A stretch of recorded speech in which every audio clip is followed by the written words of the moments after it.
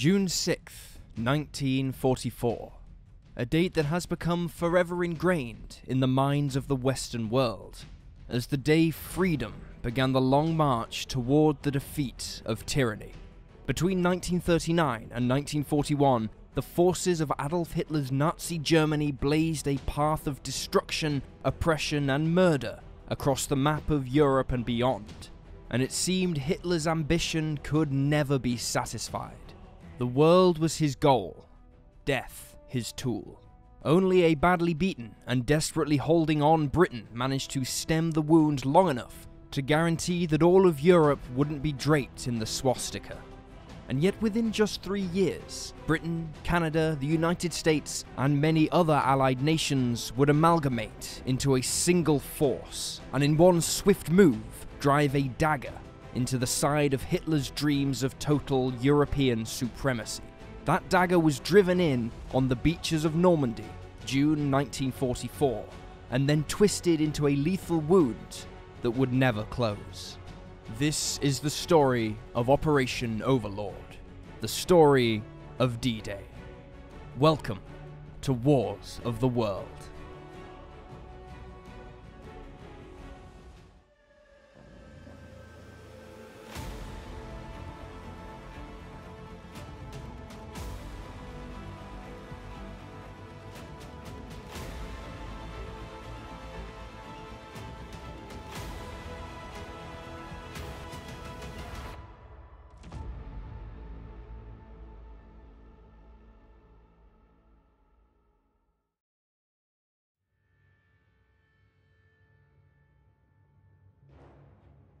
On December 7th, 1941, Germany's ally, Japan, attacked the United States in the Pacific.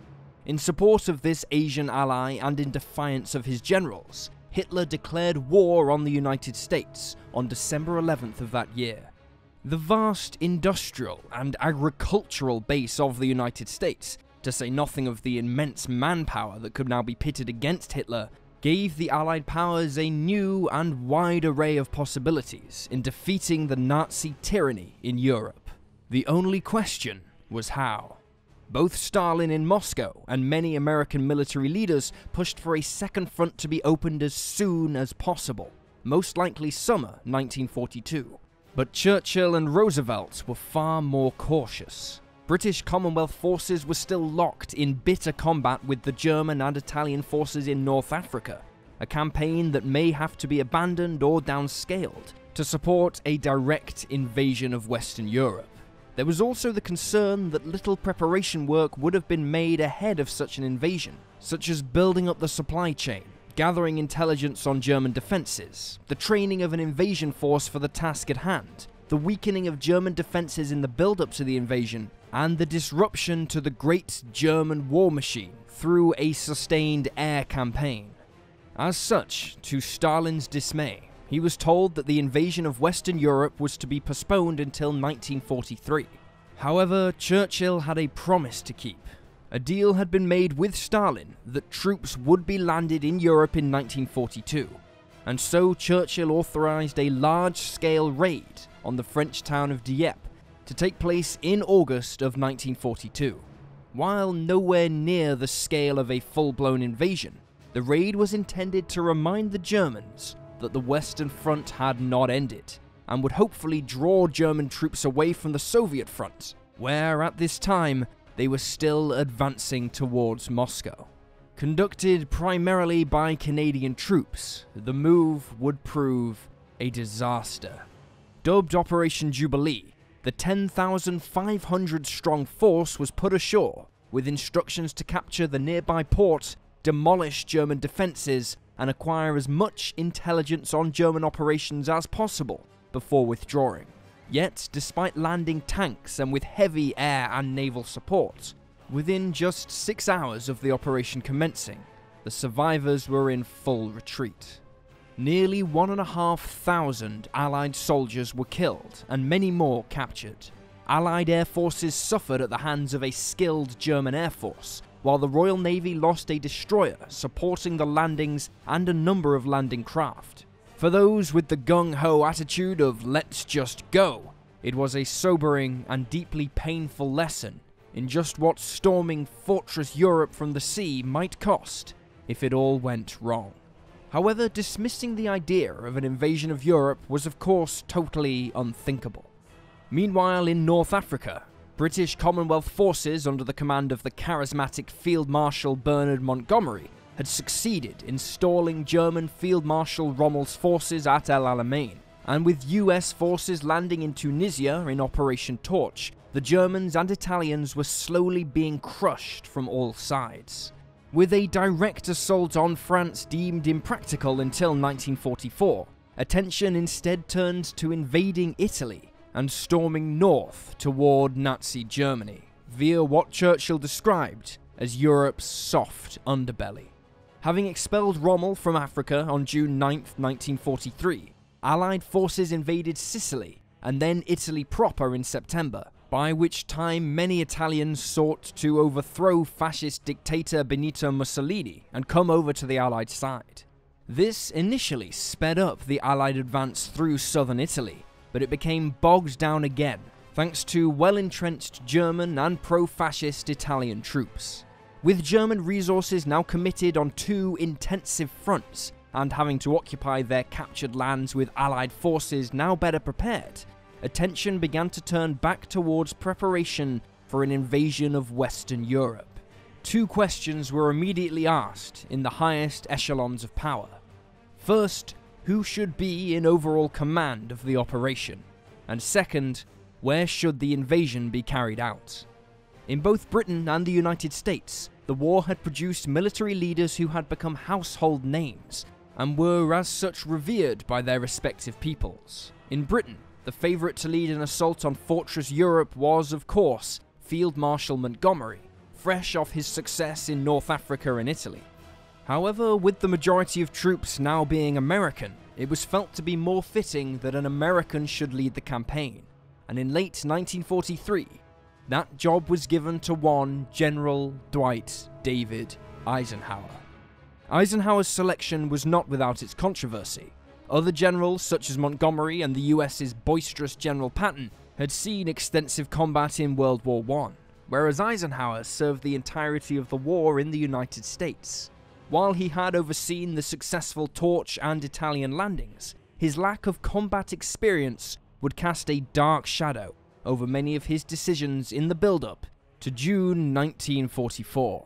However, Eisenhower had one crucial skill for the planning and execution of the soon-to-be-named Operation Overlord that no other general seemed to possess.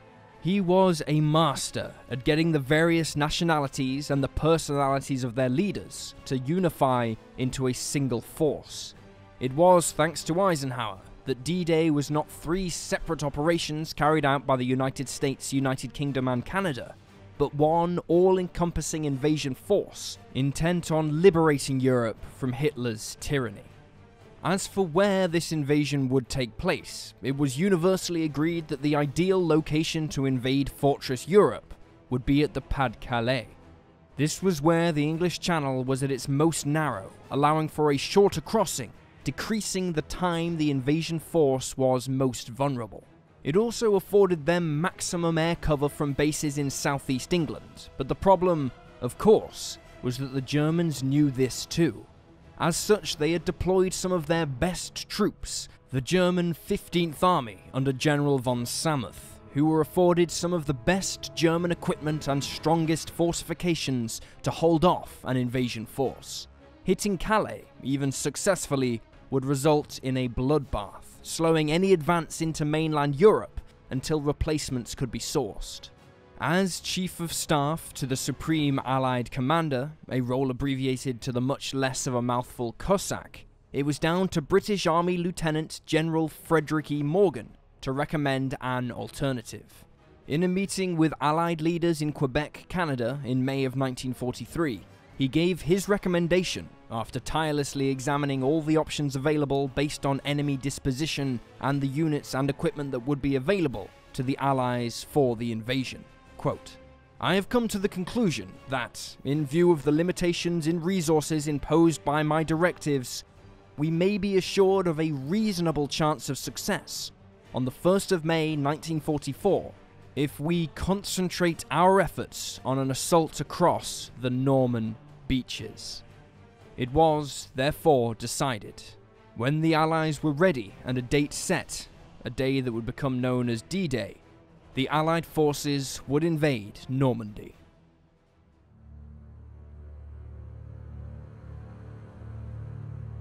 Germany's extraordinary success in 1940, which led to the fall of Western Europe under the German jackboot, was now a source of great concern for Hitler. For on the defensive, it presented him with an enormous coastline stretching from the north of Spain up into Scandinavia, from which his forces now had to defend against an Allied invasion. Perhaps conscious of the fact that his own forces had been successful against France by simply going around the seemingly impenetrable Maginot Line in 1940, he outlined a strategy of building powerful fortifications, supported by military and aircraft as far as was possible along this coastline, to prevent Allies from breaching Fortress Europe. This also allowed him to keep as many of his troops as he could on the Eastern Front and in Italy, where, on both counts, he was in retreat by mid-1944. Dubbed the Atlantic Wall, the Germans built vast numbers of concrete bunkers along 4,000 miles of coastline, broken apart by natural obstacles, man-made ones, and numerous minefields. The Dieppe raid and numerous smaller operations conducted by British commandos only heightened Hitler's fears that he was exposed to invasion from the west, and he ordered the wall be given high priority. Yet, compared to other fronts, the troops based on the wall had a relatively quiet time between 1941 and 1944. However, even with troops from occupied countries filling their ranks, the Germans did not have enough men to defend the entire wall equally. In August of 1943, a new commander arrived on the Atlantic Wall that gave the Allies cause for concern. Field Marshal Rommel, the Desert Fox himself, arrived to oversee the construction of defenses and formulate a plan of action with which to repel an Allied invasion. Despite his Africa Corps having been repelled from North Africa, he was still highly respected as a competent military leader in Allied circles.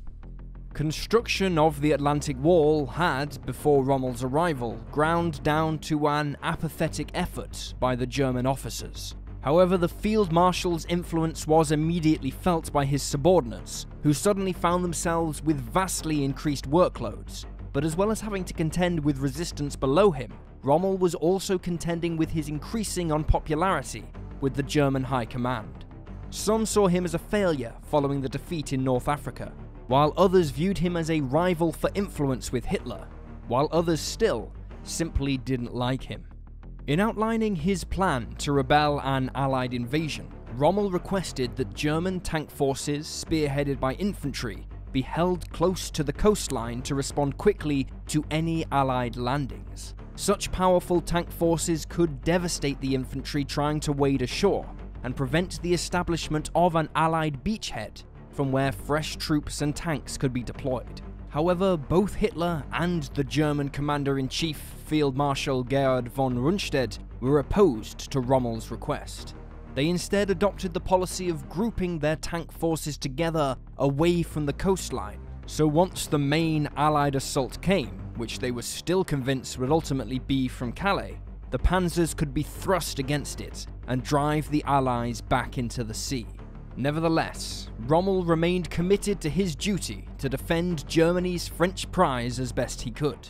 As well as the bunker construction effort, he also instigated an immense mining operation in and around the French coastline, and impressed upon his subordinates the importance of their work.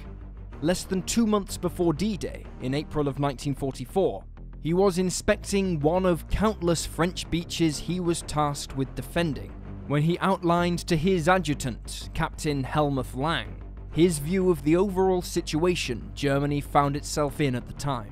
Quote, "The war will be won or lost on the beaches.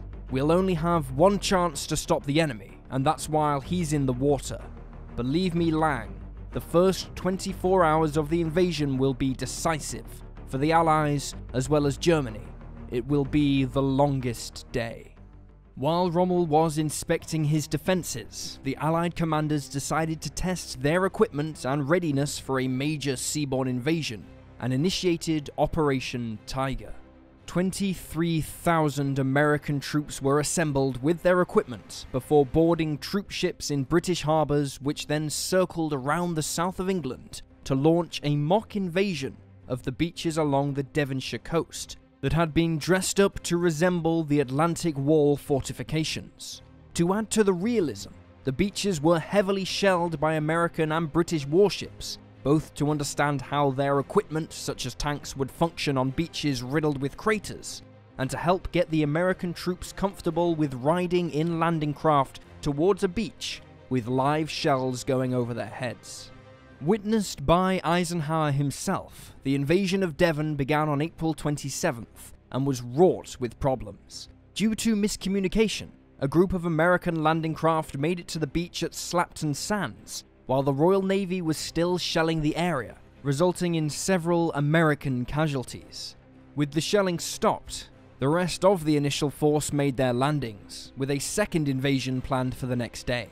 However, during the night of April 27th and 28th, the remainder of the mock invasion force still at sea were cruising through Lyme Bay when they were spotted by a group of marauding German E-boats. British warships protecting the exercise had already detected the E-boats and were moving to intercept, but were unable to warn the American troop ships because they weren't provided with the American radio frequencies. At around 130 hours on April 28th, the E-boats attacked with torpedoes and 40mm guns. In the chaos and carnage that followed, 749 Americans were killed, 2 troop ships were sunk, and a third was badly damaged. Tragically, many of those who drowned did so only because they had not received proper training in the use of life jackets. Like Dieppe, Operation Tiger was a sobering reminder that any invasion of Fortress Europe was going to be difficult and costly if not properly prepared for. The fact that such a disaster could happen off the English coastline without the German E-boats having any support from shore gunners or aircraft only highlighted the dangers of transporting such huge numbers of men by sea. In fact, Tiger almost scuppered D-Day in 1944 altogether. This was because several officers who were now listed as missing in the weeks after the tragedy had knowledge of the upcoming invasion of Normandy, and the fear was that they had been picked up by the E-boats and then broken under German interrogation. These worries were eventually dismissed. D-Day would continue as planned.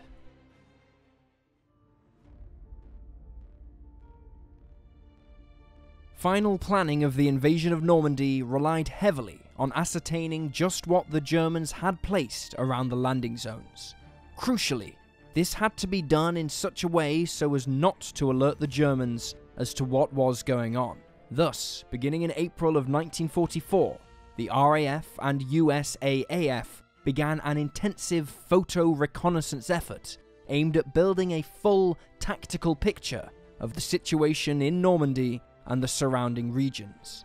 Using high-speed fighter aircraft such as the Spitfire, the P-38 Lightning, and the P-51 Mustang, the reconnaissance pilots flew daring, ultra-low-level missions over German positions all along the European coastline. Normandy received no more or less attention than anywhere else. Thus, it was not signalled to German intelligence as a point of special interest.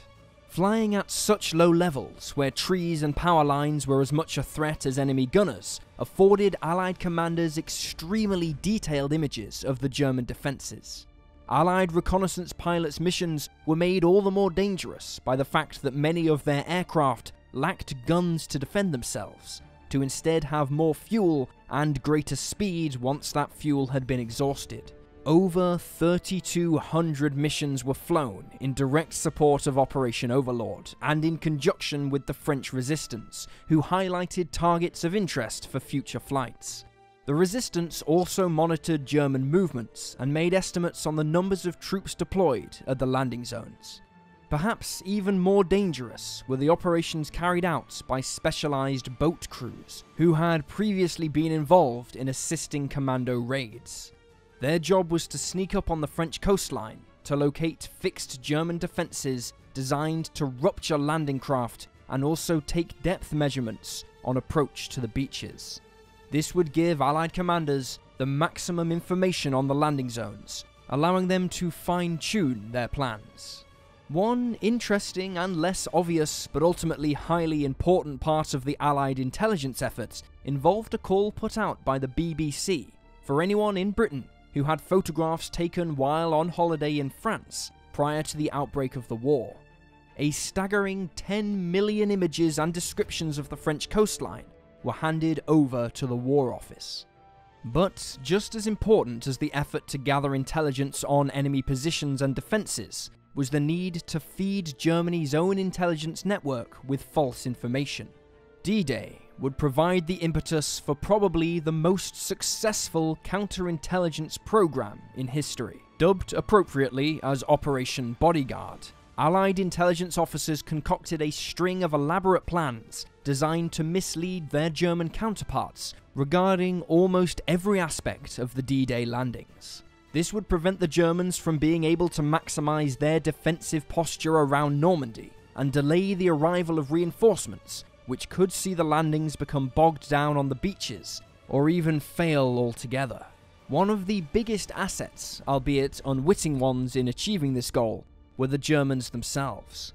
While they had militarily dominated the European continent since 1940, their intelligence agencies were rather lacking compared to the British and American efforts. While coding devices such as the famed Enigma machine initially allowed Germany to communicate with their forces without fear of interception, their overconfidence in such devices led to them underestimating the Allies' ability to crack their communications, which of course they eventually did, even using primitive computers to do so.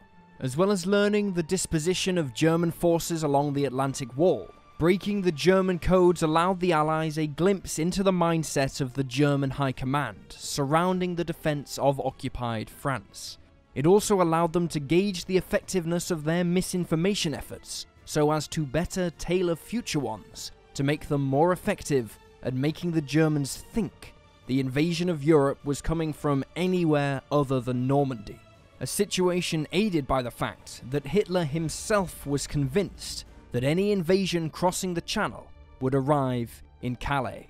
Under the umbrella of Bodyguard, Operation Fortitude sought to fuel Hitler's belief by creating a false picture of Allied armies amassing in England and Scotland that, to German intelligence, made it appear as though the Allies were intent in landing in Calais and Norway.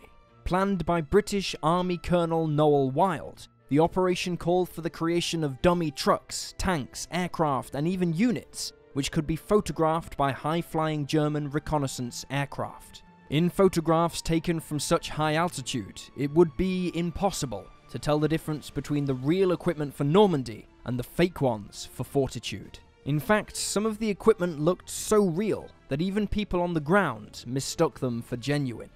But Fortitude went beyond building replica tanks. Fortitude also involved fake radio broadcasts intended for the Germans to intercept, which would correspond with the fake picture the Allies were trying to build with their dummy army. A number of secret agents were also employed to drip feed the Germans information, but perhaps the most direct method employed was the decision that, for every 2 radar stations Allied air forces attacked around Normandy leading up to D-Day, 2 more in the surrounding areas should be attacked even if they would have little impact on the actual landings. This would only further confuse the German picture and help keep them convinced that Normandy was a decoy operation for Calais. By the time of D-Day itself, German intelligence was still convinced that as many as 10 divisions were waiting to storm Calais, even when the numbers of Allies in Normandy were entering the hundreds of thousands. But Fortitude's work didn't stop on D-Day. Instead, it continued its efforts to deceive the Germans that Normandy was a decoy, if only to delay the redeployment of German forces for as long as possible. Under Operation Bodyguard, similar deception campaigns were undertaken that the invasion was actually intended for more southern regions of France, the Balkans, or even neutral Sweden. The eventual success of D-Day can, in no small part, be attributed to this elaborate and highly effective deception operation.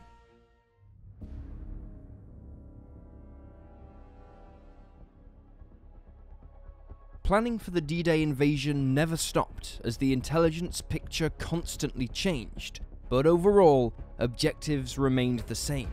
An airborne element would go in first to capture strategic locations such as bridges and to destroy artillery positions that would threaten the beaches. The main force would then storm 5 beaches, each with their own code words. American beaches were Omaha and Utah. British beaches were Sword and Gold. The sole Canadian beach was Juno.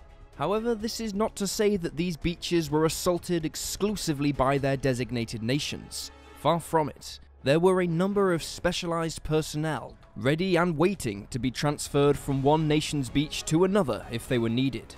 Additionally, on the ground, in the air and at sea, there were those who had escaped their own countries before they fell to the Nazi onslaught, and were now eager to start taking their land back, and likely get some revenge too. As June arrived, Eisenhower set the historic date for the invasion of Normandy as June 5th, 1944.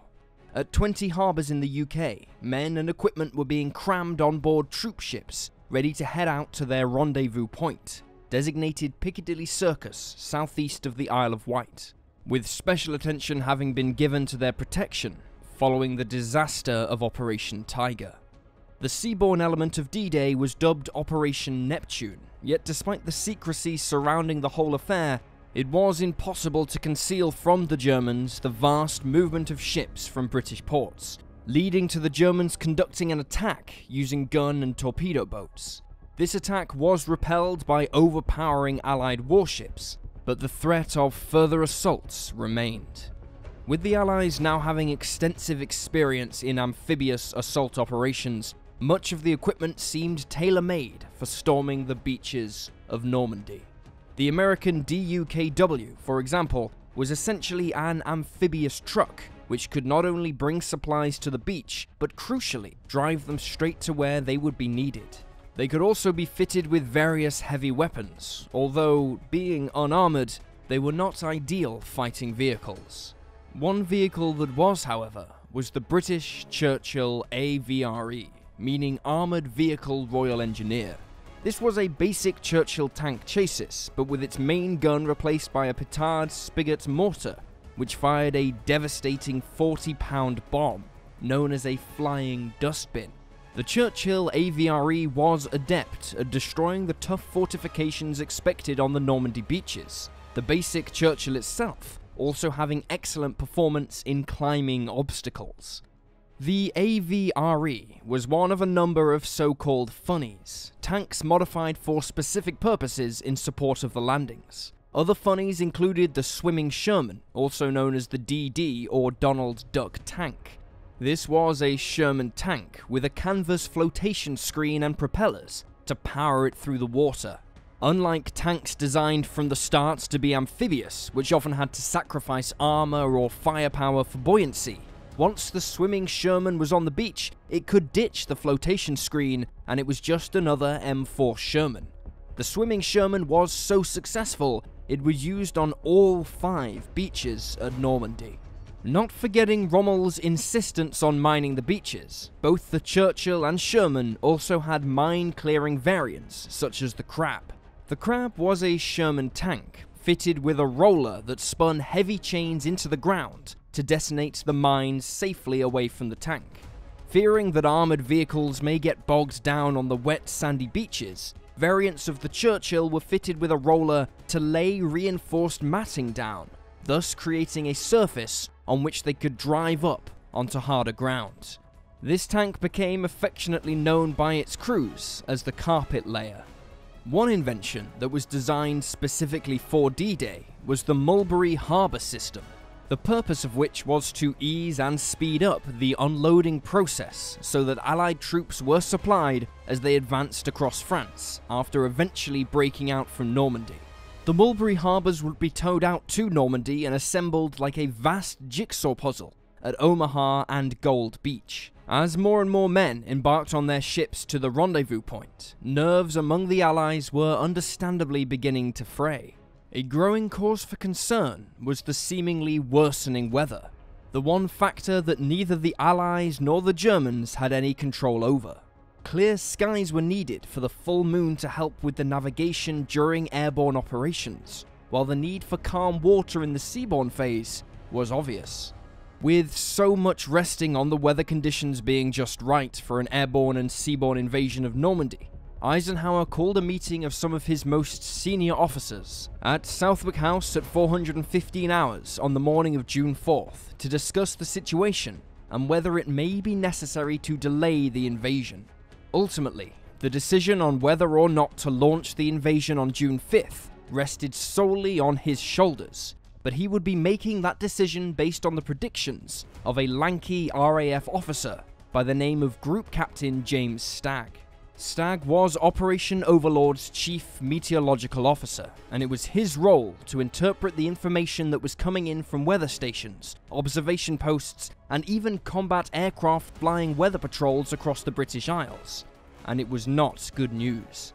Stagg, being a non-combat officer and holding a rank equivalent to that of a colonel in the army, had the unenviable task of telling a room full of some of the most important leaders of the Allied war effort that in his opinion, the invasion should be delayed by 24 hours to allow the weather to improve. Many of those in attendance, such as Field Marshal Montgomery, scoffed at the suggestion and insisted they go as planned on the 5th. They knew they only had a 3-day window for the moon to be in the right phase, and delays could see the forced postponement of the operation for weeks. Worse still for Stagg's case, American meteorologists using a different prediction system believed that a high-pressure front was going to force the bad weather away from the landing zones, leaving them with clear skies on June 5th. But Stagg remained adamant in his recommendation to hold off for 24 hours. After listening to Stagg's case, Eisenhower reluctantly agreed, and he gave the order that the invasion was to be postponed until June 6th. Stagg would be proven correct when, on the night of June 4th and the morning of June 5th, the landing zones were lashed with terrible weather. Finally, as the weather began to improve, on June 5th, 1944, what had been the original date for D-Day, the preparation phase began. Minesweepers snuck up to the Normandy coast to begin their work clearing a path for the troop ships, while a massive force of over 1,200 combat aircraft began softening up defenses. Through the night and then into D-Day itself, the weakened Luftwaffe would be outnumbered in the air by almost 10-1, allowing the Allies to effectively control the skies, allowing them to conduct close air support missions. Rocket-firing aircraft like the British Typhoon would become heavily engaged in clearing away fortifications and destroying tanks. As the Allied troops realized that this was it, they reminded themselves of Eisenhower's words. Quote, "Your task will not be an easy one. Your enemy is well-trained, well-equipped, and battle-hardened. He will fight savagely. I have full confidence in your courage, devotion to duty, and skill in battle. We will accept nothing less than full victory. Good luck, and let all beseech the blessing of Almighty God upon this great and noble undertaking." Meanwhile, far from the commotion at countless airfields in the UK, and aboard the vast fleets of ships in the English Channel, at his residence high in the Bavarian Alps, the Fuhrer Adolf Hitler settled in for a relatively peaceful evening at the so-called Wolf's Lair. He and his entourage of aides watched newsreels in his private cinema before retreating into the lounge area, where Hitler lectured them on his thoughts of the day, be they of war, politics, or his views on the great men of history. Looking back on that evening, Nazi propaganda minister Joseph Goebbels said before his death that the evening of June 5th, 1944 was like what he called the good old times, as the Nazi regime was on the rise to its ultimate power. Goebbels retired to bed earlier than Hitler, who had been having trouble sleeping, and it wasn't until 3 AM that the Fuhrer finally went to bed. Sleep coming courtesy of medication. German intelligence was already picking up indications that something big was getting underway across the channel, but fearful of Hitler's temper, his aides decided not to inform him until they had more information, and thus, as Hitler drifted off into a medically aided sleep, he was unaware that a vast armada of aircraft carrying paratroopers were already cruising into Normandy, unaware that the dreams of a 1,000-year Reich were about to be shattered, unaware that history was tying a noose around his neck.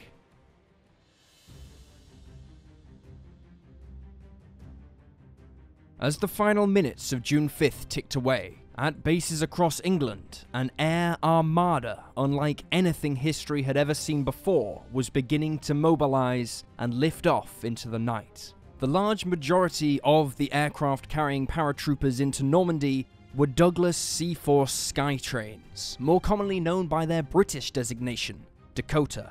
The C-47 is one of history's truly great aircraft, a military variant of the DC-3 airliner, an aircraft credited with making air travel practical. American and British C-47s would eventually drop some 50,000 paratroopers into Normandy. They would also provide a vital logistical lifeline, dropping supplies to the troops until airfields could be captured and secured for them to land. Their rugged design making them ideal for getting in and out of ex-Luftwaffe bases. However, it was a dangerous task, even with the softening up of air defences.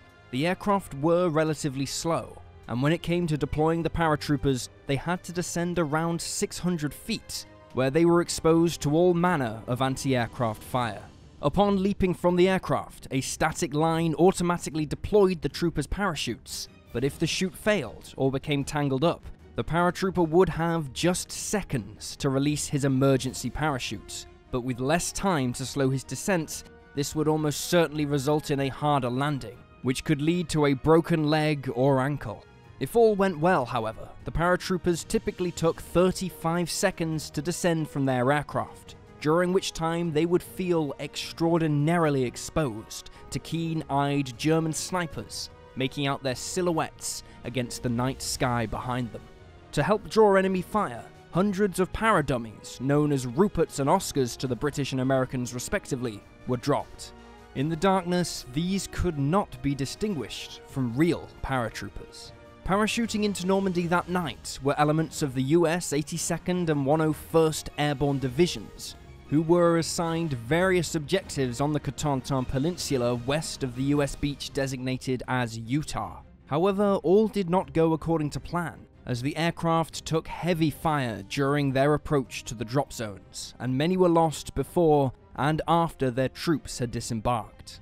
First Lieutenant Robert P. Mathias of the 508th Parachute Infantry Regiment from the 82nd would attain the tragic accolade of being the first American to be killed on D-Day, when the C-47 he was aboard was hit by anti-aircraft fire, mortally wounding him before he had a chance to jump with his men. In the chaos, many paratroopers missed their drop zones, often by miles, and the units that were landed were often in disarray.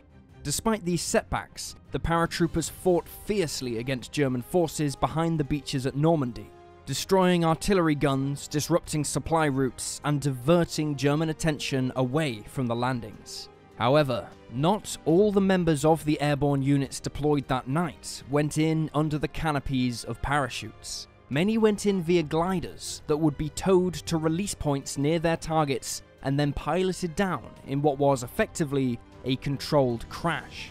Gliders had the advantage of being able to carry larger equipment for the airborne troops, but they came with a whole host of their own dangers too. They were just as vulnerable to anti-aircraft fire as their powered counterparts, and landing them safely was often a tricky undertaking that, if you got it wrong, could see as many troopers killed or injured before they even had a chance to fight. The British airspeed Horsa was capable of transporting up to 30 fully equipped troops or various light vehicles and field guns. Yet, despite its size and the lack of a power plant, it was a surprisingly agile aircraft in flight, given that it was highly unlikely that any significant number would survive their first flight into battle. The Horsa was manufactured using wood, which helped alleviate the strain on the supply chain for strategic metals. The Hammerklar was another large glider, designed primarily to carry light tanks, 17-pounder field guns, or large numbers of supplies in a single flight.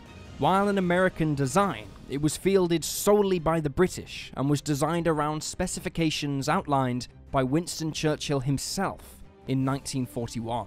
It was, however, the Waco CG-4 that was the most numerically significant glider of the war. The CG-4, known as the Hadrian in British service, was smaller than the Horsa, only being able to carry either 13 combat-ready troops with equipment, a single jeep, or a single 75mm howitzer. But its smaller size gave it the advantage of being able to land in tighter areas, thus greatly expanding the number of potential landing sites. Featuring a welded tubular fuselage with canvas covering the wings, skinned in thin plywood, the CG-4 also had other advantages. The payload area, for example, was made more easily accessible thanks to the nose and cockpit being mounted on a hinge, allowing it to swing upwards, exposing the whole cargo area. Because of the often violent nature of glider landings, a safety cable was also fitted, designed to attach to any vehicle being carried inside the cargo area. Should the vehicle break free when the glider hit the ground and slide forward towards the cockpit, the cable would lift the hinged cockpit upwards to the unloading position, thus saving the pilots from being run over by their own cargo. The British 6th Airborne Division made extensive use of gliders in capturing the bridges over the River Orne and the Caen Canal. Taking the bridges relatively quickly, they then had to dig in and fight tooth and nail to keep them until reinforcements could arrive.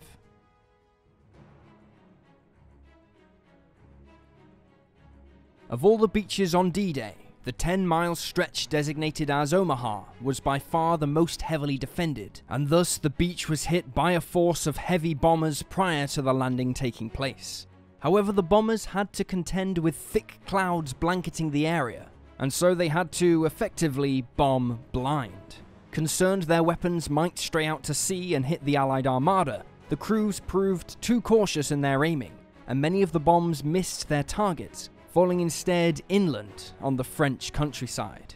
A particularly concerning obstacle for both US beaches was a gun battery located at Pointe du Hoc, a 100-foot tall cliff that provided a wide arc of fire over the surrounding areas, including the beaches where thousands of Americans would be landing in the early hours. Therefore, prior to the main force arriving, 225 men of the 2nd Ranger Battalion, commanded by Lieutenant Colonel James Rudder, were given the unenviable task of scaling the cliffs with ropes and ladders in an effort to destroy the gun battery. The Rangers approached in 12 landing craft and 2 DUKW amphibious trucks, but took heavy fire as they neared the beach. One landing craft was lost, with all but one of its occupants. They then began placing the 100-foot-long ladders borrowed from the London Fire Brigade up against the cliffs and began to scale them, all the while still taking heavy enemy machine gun and mortar fire. With Allied warships providing fire support, the Rangers reached the top of the cliff, where they discovered that their intended targets, the field guns, had been moved. The Rangers eventually located the weapons, left unguarded in an orchard over half a kilometre to the south, and proceeded to destroy them. Their mission was accomplished, but now the Rangers had to contend with heavy combat with the Germans over the next 24 hours, until they would be relieved by additional reinforcements, by which time they'd suffered 77 men killed and 152 wounded. If the banks of well-protected German gunners were not enough, the beach was also protected by a wealth of obstacles, both natural and man-made, that the landing craft would have to navigate. A difficult job made worse by incredibly powerful winds that blew more than one flat-sided landing craft off course. At 630 hours, the first wave, comprising men of the 1st and 29th Infantry Divisions, made their landings amidst what must have seemed like an impenetrable wall of bullets. In the spaces between the landing craft and positions of some cover in front of the Germans, bodies of fallen US troops soon began to litter the sands, barbed wire and fixed obstacles slowing the American advance, allowing them to be sprayed by German machine guns. There was so much death on Omaha Beach in the opening rounds of the invasion that when landing craft were seen leaving the beach again, the Germans mistakenly told their commander, General Dietrich Kress, that the American troops had been driven off. Kress then ordered many of the troops guarding Omaha to relocate to fight off the British forces at Gold Beach. This was a major error, for the landing craft was simply returning back to the ships to pick up more US troops to throw at the German defences. Yet, despite this, even with the aid of combat engineers blasting away at fixed defences, warships providing fire support, and tanks being landed to support assaults against the defenders, the US troops failed to secure their beachhead and link up with the British forces from Gold Beach on D-Day itself. Instead, however, they managed to secure 2 strong points on the beach, from where over the following days they were able to offload men and supplies and finally clear out the German defenders, securing the beach and linking up with the Allied units from other beaches.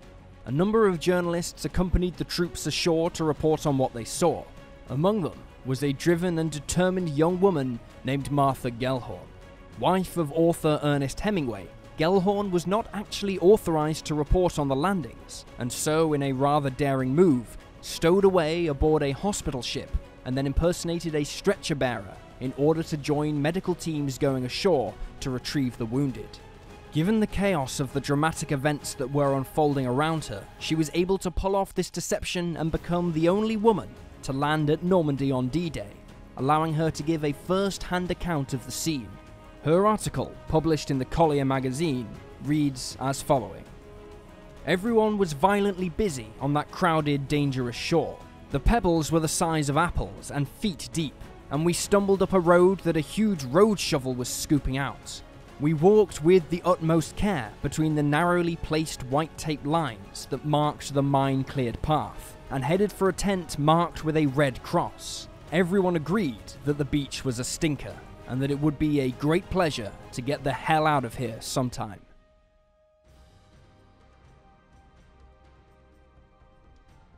In planning for D-Day, Utah Beach was the last to be selected, and it extended over 11 miles of shoreline, making it the largest beach hit on June 6th. As the westernmost beach, the main aim of establishing a beachhead at Utah was to give the Allies a suitable location to prepare for an assault on the strategic harbour town of Cherbourg, some 35 miles away. Assaulting the beach was the US 7 Corps, who faced relatively light resistance when compared to the horrors of Omaha. The main German defensive position composed of a single powerful 88mm artillery piece, which was soon destroyed, and the German defenders manning it surrendered. Within 3 hours of the start of the assault, all 3 major entrances to the beach had been secured, permitting 20,000 troops and 1,700 vehicles to cross Utah Beach on D-Day. Among those fighting on Utah Beach was Brigadier General Theodore Roosevelt Jr., the eldest son of former US President Theodore Roosevelt. Brigadier General Roosevelt was serving with the 4th Infantry Division when it stormed Utah Beach, going ashore with his men despite his rank and age. Being 56, he was the oldest Allied soldier at the front. Roosevelt took command of almost every aspect of his division's operations that day, allowing him to directly address the many problems that emerged. It was even reported that, in some instances, he directed trucks and tanks like a traffic cop, whilst personally taking enemy fire, all the while sharing poetry and amusing anecdotes with frightened soldiers under his command. For his gallantry, he was recommended for the Distinguished Service Cross. Tragically, however, just over a month later on July 12th, he passed away due to a heart attack. Afterwards, the recommendation was upgraded to the Medal of Honor, the highest award in the United States for valor, which he was awarded posthumously. His citation read, quote, "Although the enemy had the beach under constant direct fire, Brigadier General Roosevelt moved from one locality to another, rallying men around him, directed and personally led them against the enemy. Under his seasoned, precise, calm, and unfaltering leadership, assault troops reduced beach strongpoints and rapidly moved inland, with minimum casualties. He thus contributed substantially to the successful establishment of the beachhead in France."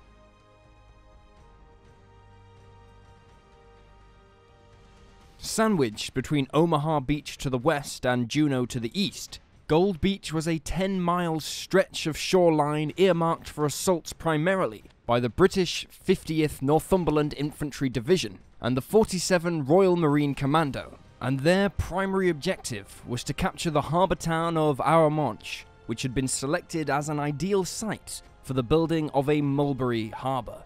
Waiting for the British at Gold Beach were elements of the Wehrmacht's 716th Infantry Division, which included a large proportion of Osttruppen, Poles and Russians who had been conscripted to serve in the German army.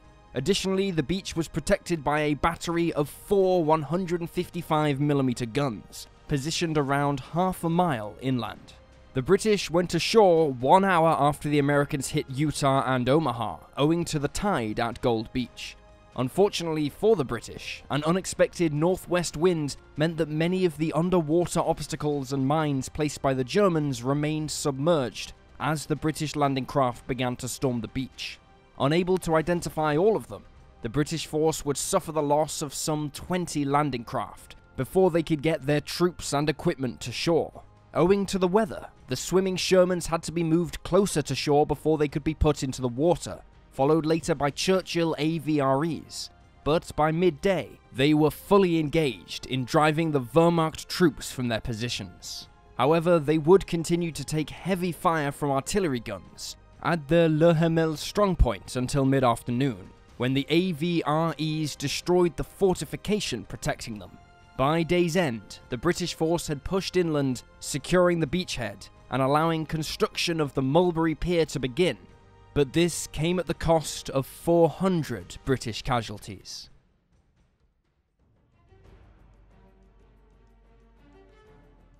At just 2 miles long, Juno Beach was the smallest of the D-Day beaches, being positioned between Gold and Sword to the west and east respectively, and was the objective of the 3rd Canadian Infantry Division, the Canadian 2nd Armoured Brigade, and the British No. 48 Commando. The beach's small size only served to exacerbate Allied planners' fears concerning a reef in the waters leading up to the beach, requiring landings to begin at 745 hours, when the tide was at its highest, reducing the risk to the landing craft. However, it turned out that it would not be nature's obstacles that would savage the Canadians, but instead the German mines littering the coastline. A horrifying 1/3 of all landing craft struck mines as they advanced towards the beach, where the German 716th Infantry Division's 736th Regiment plus the 430th Ost Eastern Battalion, again comprised of Russians and Poles, were waiting for them. The defenders fought a bloody and brutal battle to drive the Canadians off the beach, but the Canadians stubbornly refused to let the beach turn into another Dieppe, and they kept the pressure up, eventually forcing the Germans to withdraw. By the end of the day, some 21,400 troops had landed at Juno, and the Canadians had pushed further inland than any from the D-Day landings, capturing an airfield at Carpiquet. However, it had cost the Canadians 946 casualties, of which 340 were killed when their landing craft struck mines in the first hour of the invasion.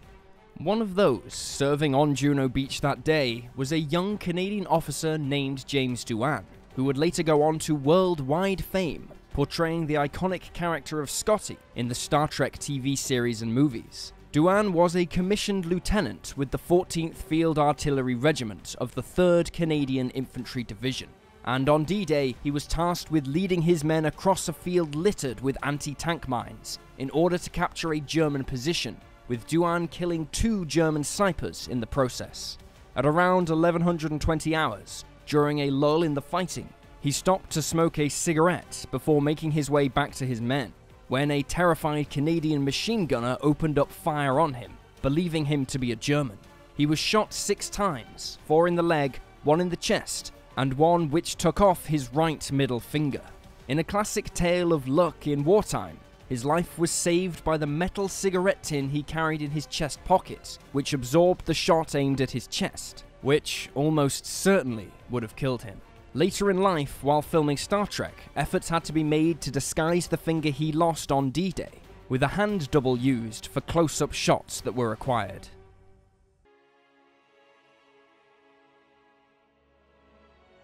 Sword was the easternmost beach on D-Day, and prior to the war was a popular tourist destination, with numerous summer houses dotting the coastline. Many of these houses had been destroyed by the German defenders to improve their field of fire, while others had been reinforced and turned into makeshift bunkers, with an anti-tank ditch being dug behind the sea wall. The beach was also defended by 2 field gun positions, with 75mm guns based at Merville, and harder-hitting 155mm guns at Le Havre, and these received special attention from Allied aircraft and paratroopers to prevent them from interfering in the landings. Beginning at 725 hours, when the tide was right, Sword was assaulted by the British Army's 3rd Division, supported by the 27th Armoured Brigade and contingents of British and Free French commandos. The primary objective of the forces landing on Sword Beach was to capture a series of important bridges 3.5 miles inland, on the River Orne and the Caen Canal. These bridges were being held by British Airborne forces, while the commandos had to fight their way west to link up with Canadian forces from Juno Beach. However, having landed on the beaches, further advancement was slow going, thanks in part to the heavy congestion of Allied forces squashed into the narrow streets and side roads of the French coastal towns, and fierce German resistance from the town of Ouistreham.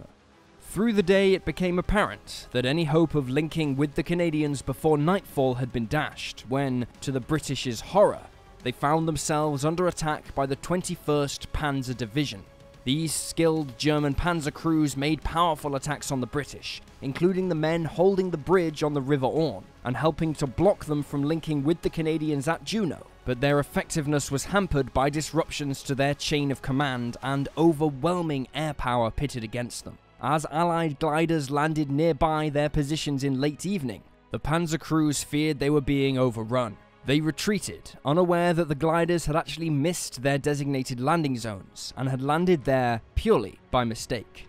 At sea, 3 German E-boats of the 5th Torpedo Squadron slipped from their moorings and dashed out to attack the many Allied vessels supporting the landing, perhaps hoping to repeat the carnage they inflicted during Operation Tiger.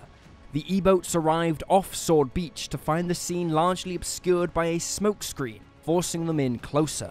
Emerging from the smoke, they were confronted by the awe-inspiring sight of hundreds of Allied vessels, ranging from small landing craft to enormous battleships. They dispatched 18 torpedoes into the Allied force, but only succeeded in sinking a free Norwegian destroyer, the Svena, before being forced to retreat. This was the end of German naval interference on D-Day, as Allied air power was so overwhelming that to put any warships or U-boats to sea in daylight was practically suicidal. However, German sailors did continue the fight by manning coastal guns alongside their Wehrmacht comrades. As for Germany's air force, a handful of sorties were ordered against the ships supporting the landings and the beaches, the most notable encounter perhaps being when 2 Focke-Wulf FW-190 fighters swooped down and strafed British troops at Sword Beach. 2-engined Stuka dive bombers also made desperate daylight attacks, but were savaged by Allied fighters at almost every step of the way. During the day, 28,500 men crossed Sword Beach, but in the hard-fought campaign to capture it, they sustained 683 casualties. The British and French forces would finally link up with the Canadians from Juno the next day.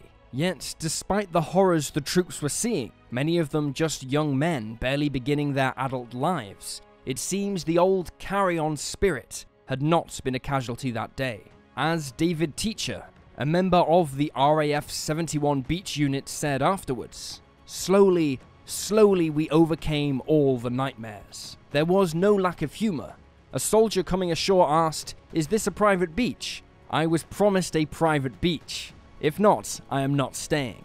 And we heard, "My mother told me not to travel by air. She thought it was much safer by sea."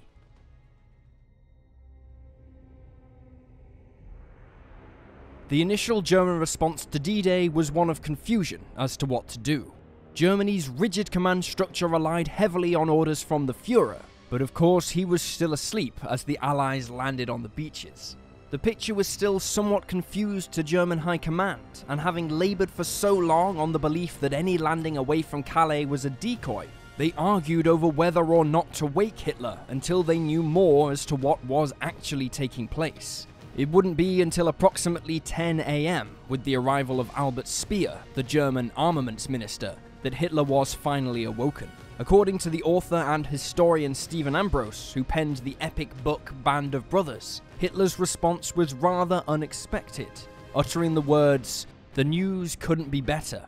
Goebbels, too, noted that the news of the invasion seemed to come as a relief to him, as though they could finally get on with the war in the West. Hitler was both supremely confident of his men in Normandy holding off the Allies, and stuck to his belief that Calais was where the real invasion would come over the next few days. Now the German high command was awake, Hitler began to organize his response. One of his first acts was to reluctantly release 2 reserve panzer divisions near Paris to be sent to Normandy. However, he was told that Allied air power over Normandy and the surrounding areas was so intense that they would have to wait until nightfall to move, lest they be destroyed on the roads by Allied fighter bombers. This crucial delay worked in favour of the Allies, who, by nightfall, were already pushing beyond the beaches. Incredibly, despite the enormity of what was happening in Normandy, Hitler still took time in the afternoon to attend a reception for the new Austrian foreign minister in Salzburg, perhaps hinting that he failed to fully grasp the reality of what was happening in France. As darkness fell in the final hours of June 6th, the German U-boats finally ventured out to sea in an effort to disrupt the landing operations. Even with the cover of darkness, the fear of air attack was still there, as Allied warplanes were now using radar to detect them on the surface. However, they did not arrive until the daylight hours of June 7th, allowing Allied air and sea power to swoop in, attacking them as they recharged their batteries on the surface.